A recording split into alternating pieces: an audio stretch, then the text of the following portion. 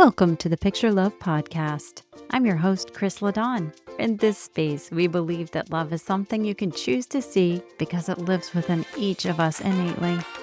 Picture love is a practice, a way of seeing with your heart, not just your eyes, a way of showing up as the love you wish to see in the world. Each episode offers encouragement, soul-led conversations, and gentle tools to help you reconnect with what matters most, to live, to create, and love with more presence. I'm so glad you're here. Now let's get started. Welcome back to Picture Love, friends. If you were with me last week, perhaps you got to listen to the end and complete a guided meditation or visualization with me. And if you have, I would love to hear if you revisited it, but I did what I said I was going to do, and I used it every day for 7 days. And I felt so many things shift for me in positive ways. And everything from better sleep to a rib injury healing so much faster than I expected it to. The last time I did this, it took the better part of a month to feel pain-free. And a week later, I am nearly over it and taking things easy so I don't re-injure myself. But if you missed that, I invite you to please go back and give it a listen. And if you don't have time to listen to the whole episode, you can cue it up to about the 17-minute mark. 1717 is what I wrote down, whether it's on YouTube or audio. And it's a gift from me to you to help you connect with yourself in your space. And I'm going to go a little bit into, or maybe a lot into, why it's so important to me on this episode. Because I came to you today with the intention to talk about discernment. I have a couple stories. But then I realized discernment and really deciding what's my personal truth has become a little bit challenging as an adult. You know, if you look at a young child, you look at somebody who's just getting a grasp on their language. What's one of the most common things a little person is heard saying? No. Well, no is a sentence, right? But a young child who has not been yet shaped by the world's views and politics and beliefs and restrictions, they know what they want. They know their basic needs. And that was us. But then as we grow up, we start to be exposed to the world's intervention, the rules, the expectations, the order. Some of it, I believe, for our highest good, to protect us on a road, but a lot of it to convenience others who want our attention, who want to be the leader. And in the process, voices got muted. And when our voices are muted, or we mute our voices because we have fear of being mistreated, then those needs continue to go unspoken, and they start to gather in places like our physical bodies, and our nervous system gets all out of whack. We start collecting dysregulation in our bodies and our minds. And I'm not here to take us to those places, but I'm noticing there are things that right off the top of my head have become extremely important ways that I have come to heal and help re-regulate my system. I'm not there yet. It's a work in progress, but I thought I'd share them with you today, which will lay the groundwork for what I'm bringing to you in the coming months. So here are the top ways that I am learning to heal my body and healing my nervous system. And I invite you to maybe remember some of the ways that this connects you with your re-regulation. So the first one I have on my list is moving the body, whether it's stretching, whether it's yoga, whether it's sports, something that gets your heart rate up and strengthens the body and the muscles. That's one way that my nervous system has found healing. We're not meant to be sitting at desks 8 and 10 and 12 hours a day, but our technology has made us very stagnant as a population. And connected to that is breath work. I don't know if you've ever done any breath work activities in a structured way, but like an athlete has to use their breath in movement, and a dancer does, and a swimmer does. We can't live without the breath. And so, if this is something that you've always been meaning to check out, maybe go on your podcast player or on YouTube and look up guided breath work and give it a try. But that's something that has really supported me. My third thing I want to mention is reading a book.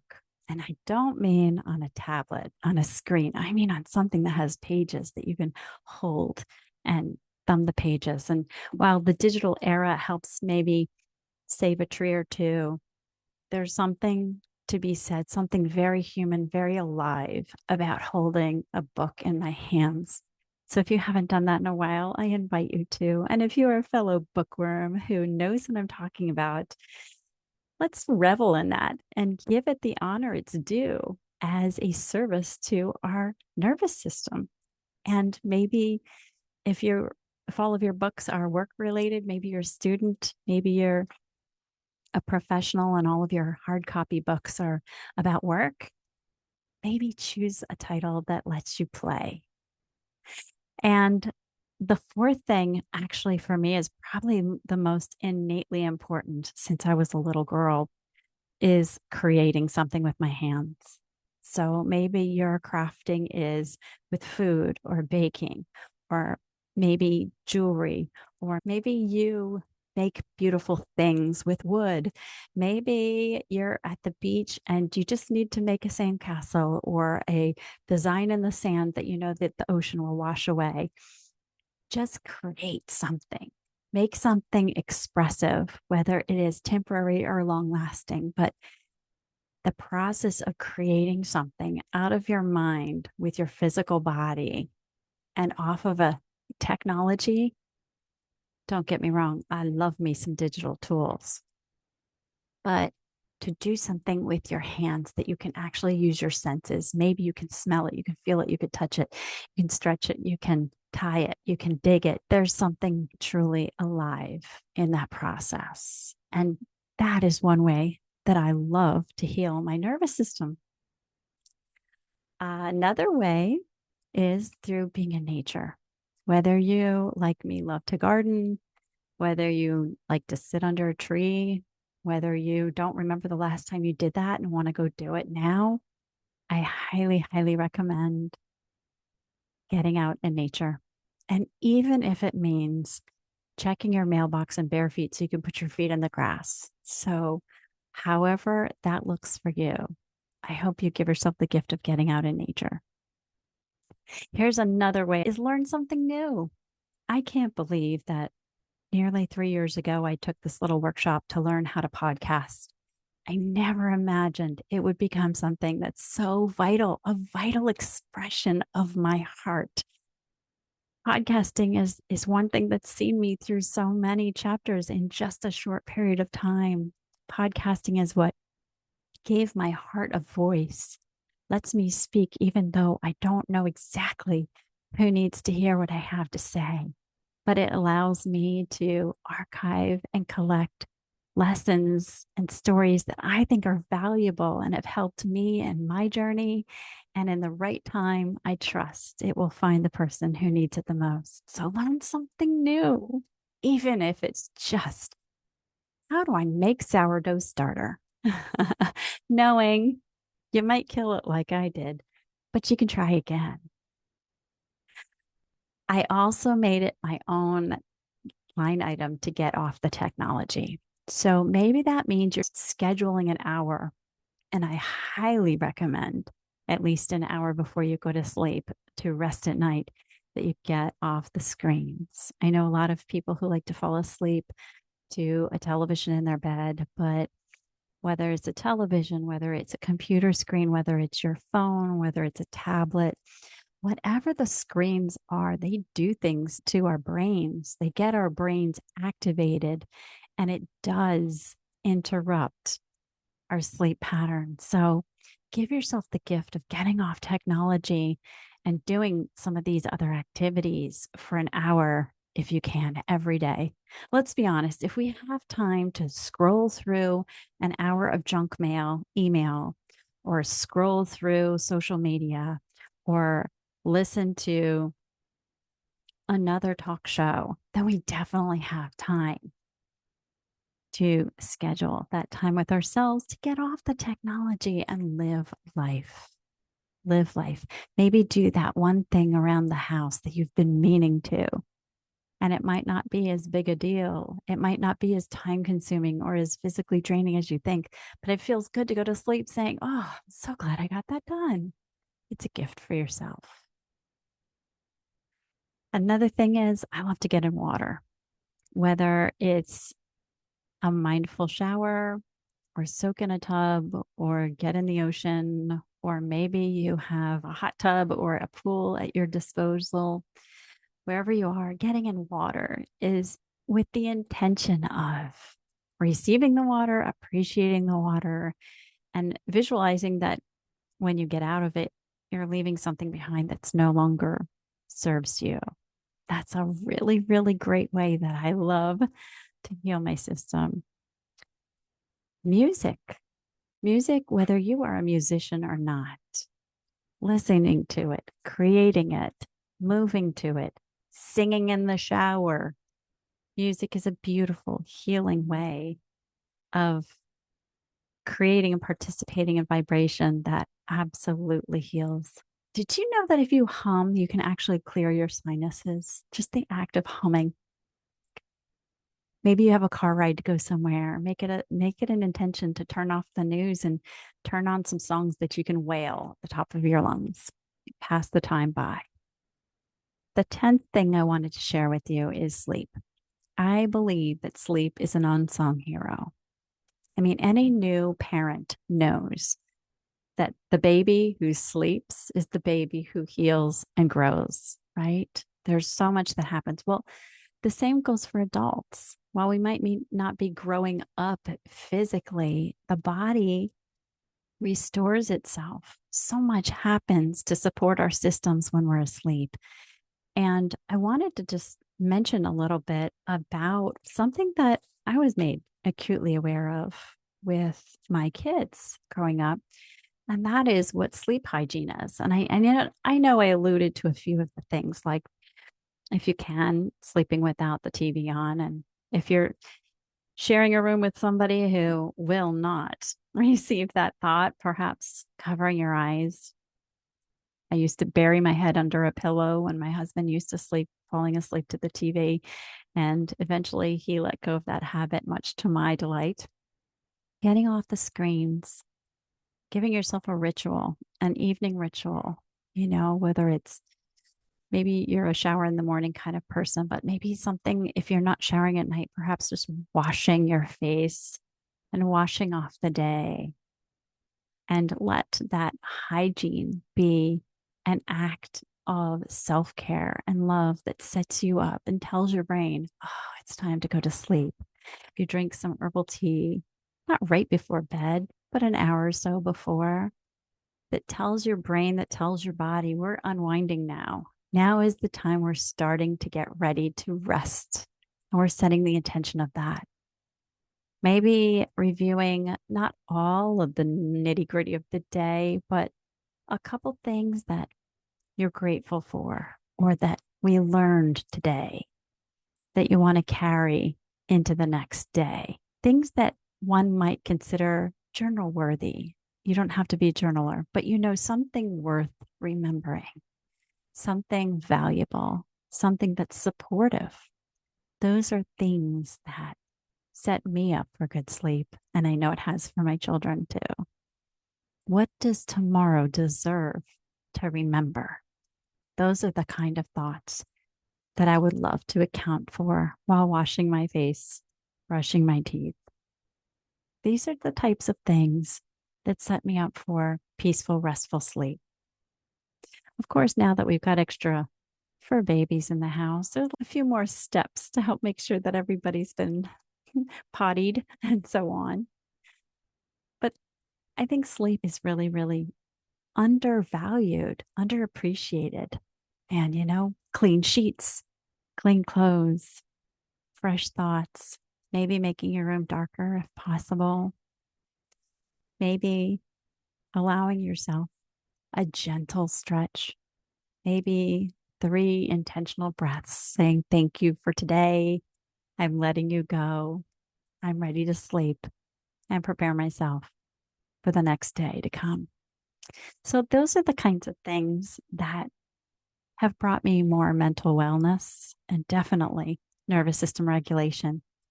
And I don't know if you've noticed, but there's one thing I didn't mention, and that is the power of meditation.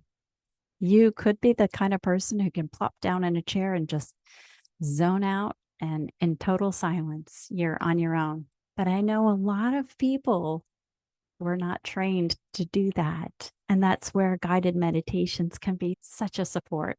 And that's why I've put so many on Picture Love, because they've supported me through different times. But today I am setting the intention that this summer, 2026, and whenever you're listening to a Picture Love podcast, if you're binge listening, you're going to find over the coming couple months worth, you're going to find a lot more meditations for different purposes. And today I'm going to offer a guided meditation for the purpose of preparing for a beautiful restorative night of sleep. So if you're driving right now, you might want to pause this one, come back to it. If you're driving late at night and it's dark, please come back to this at a safer time for your best and highest good. You can come back to this and share it with those that you love. And may we all wake up more rested, more rejuvenated, and more regulated so that we can approach the day with discernment.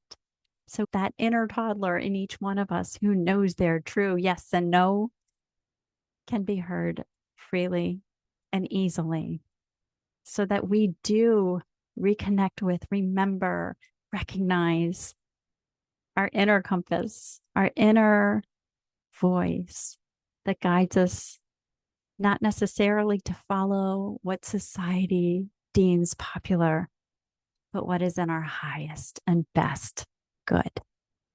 Find yourself a comfortable place to sit where your back is supported. Maybe you sit cross-legged, or maybe you're laying flat in your bed, ready to drift off. And that is perfect. Here we go.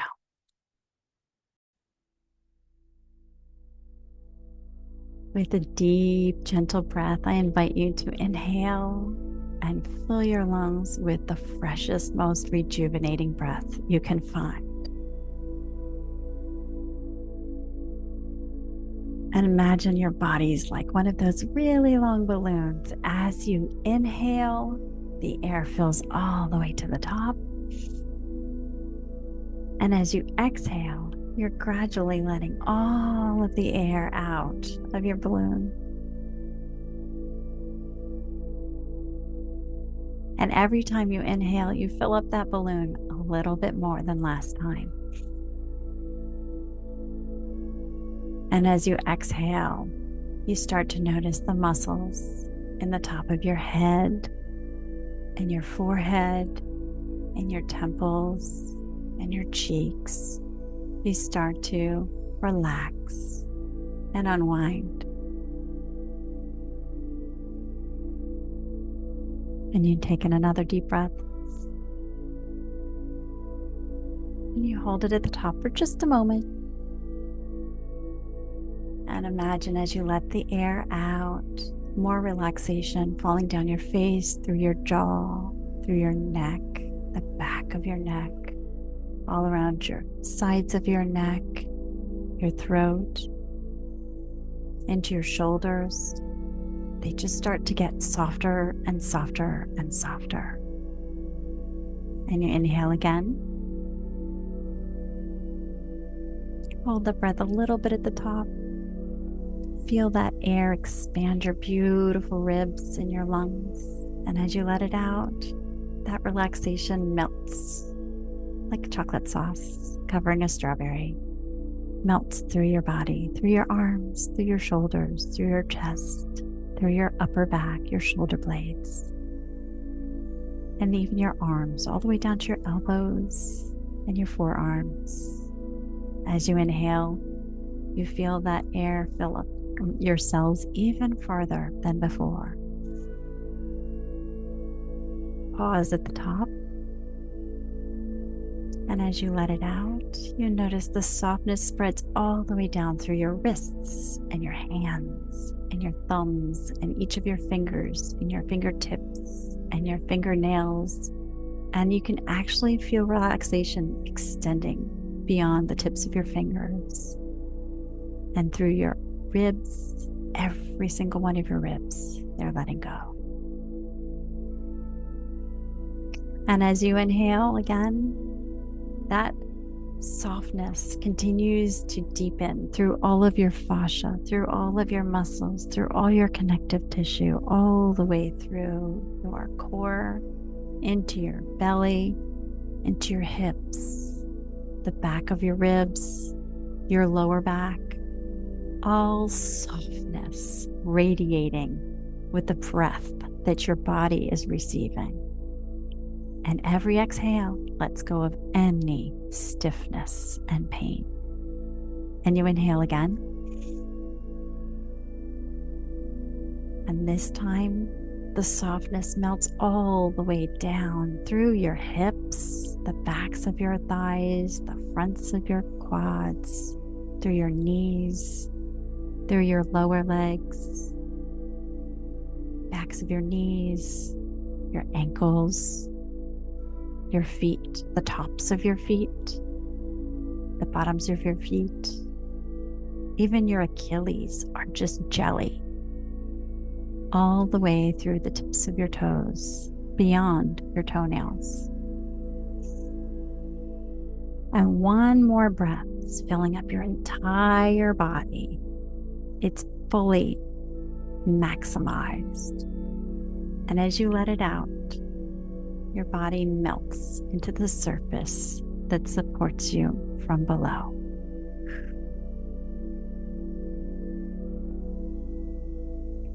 And if your eyes have not fallen closed yet and it is safe, please let your eyelids be so soft and so heavy that you feel weightless.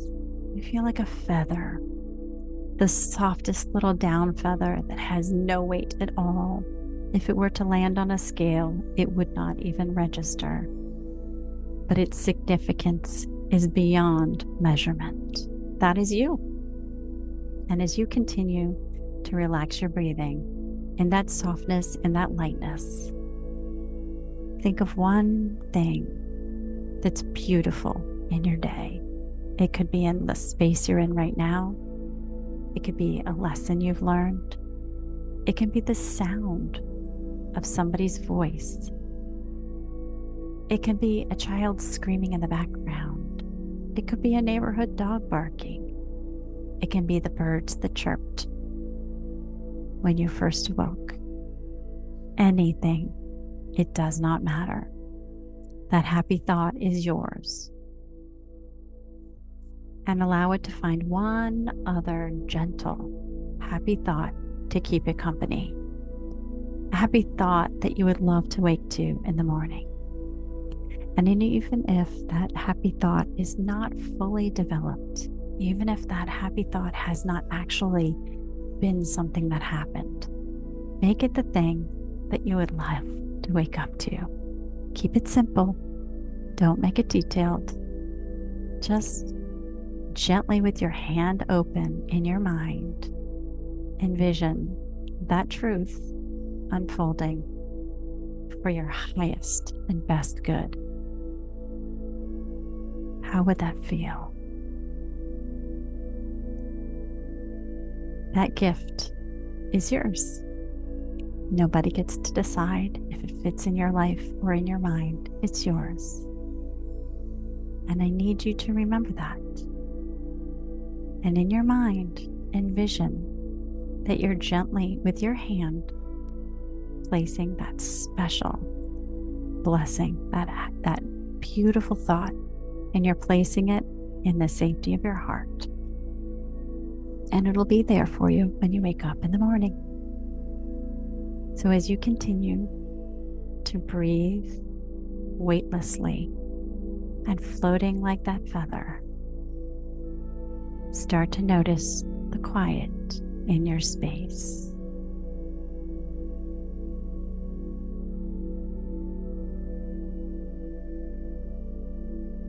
Can you feel your heartbeat?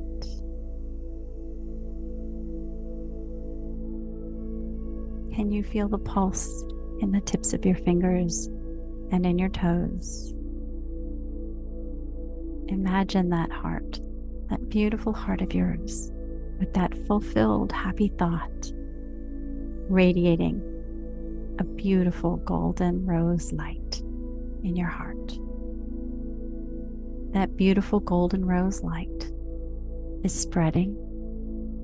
It's filling your whole body. It's filling the space around you. And you're giving it permission to enter the space of tomorrow with every bit of trust that things will unfold for your highest and best good. Let's take one more gentle breath before we say, sweet dreams.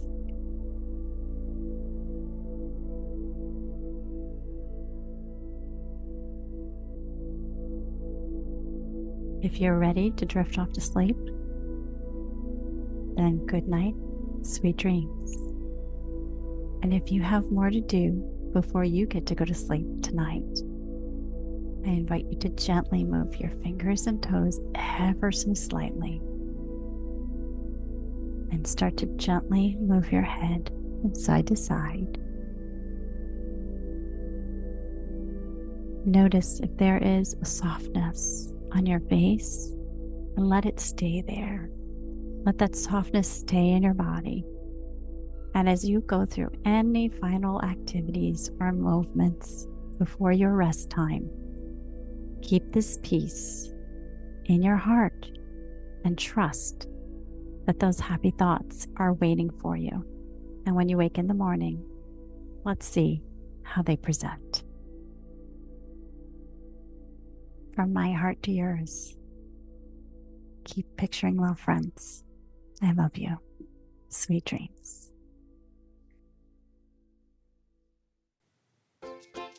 Thank you for spending this time with me. If today's episode touched your heart, I invite you to share it with someone who might need a little extra love. Your support helps our community grow and keeps the Picture Love movement thriving. Until next time, keep picturing love.